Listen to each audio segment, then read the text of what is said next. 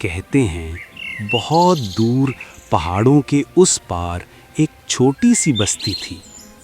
پیارے سادہ لوگ، مگر ان کے چہروں پر ہمیشہ ایک سایہ چھایا رہتا تھا، خوف کا سایہ. ہر سال ایک دن ایسا آتا تھا جب زمین ہلنے لگتی، درخت لرزنے لگتے اور آسمان دہاڑنے لگتا.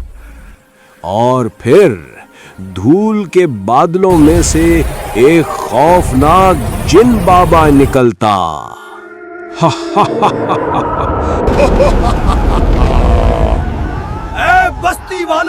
اے بستی والو، کیا کوئی ہے جو مجھ سے مقابلہ کرے؟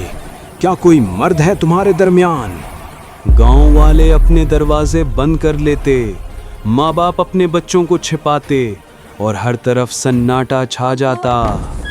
رحم فرما یا اللہ. وہی دن آیا تھا. پورا گاؤں سوگ میں ڈوبا ہوا تھا. ماں، کیا وہ آج پھر آئے گا؟ اسی دن ایک اجنبی بستی میں داخل ہوا، چہرے پر وقار، آنکھوں میں روشنی اور قدموں میں عزم. وہ ایک بہادر مجاہد تھا. کیسا ماتم ہے؟ کیوں اتنی خاموشی چھائی ہوئی ہے؟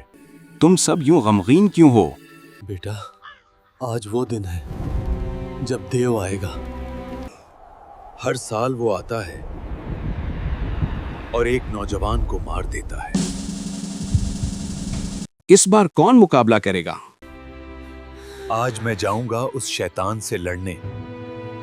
آج دیو کا مقابلہ میں کروں گا. آؤ دیکھتے ہیں اصل طاقت کس کی ہے، خوف کی یا ایمان کی. بستی والوں کے چہروں پر امید کی چمک دوڑ گئی. سب پہلی بار پر اعتماد محسوس کرنے لگے. بادل گرجتے ہیں. بادل پھٹنے لگے اور دیو پھر نمودار ہوا، پہلے سے زیادہ خوفناک. میں ہوں وہ بہادر. آجا، میں تیرے وہم کو آج ختم کروں گا.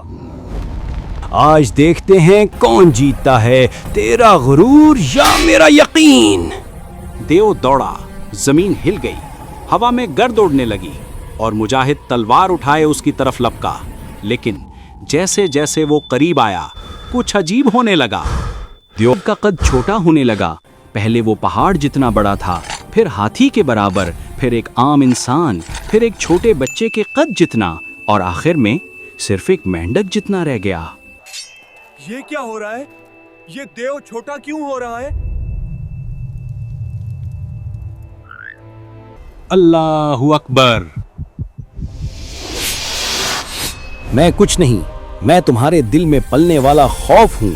جتنا تم ڈرو گے میں اتنا بڑا ہوتا جاؤں گا، اور جب تم ہمت سے میرا سامنا کرو گے میں خود بخود چھوٹا ہو جاؤں گا. اور یوں اس دن سے بستی والوں نے ایک بات سیکھ لی کہ خوف صرف اتنا طاقتور ہوتا ہے جتنا تم اسے دل میں جگہ دیتے ہو. جب انسان ہمت، ایمان اور یقین سے خوف کا سامنا کرتا ہے تو سب سے بڑا دیو بھی ایک معمولی مینڈک بن جاتا ہے. یاد رکھو بچوں، انسان کی اصل طاقت اس کا یقین ہے، اور اس کا سب سے بڑا دشمن اس کا اپنا خوف. کبھی ڈر کے آگے مت جھکنا.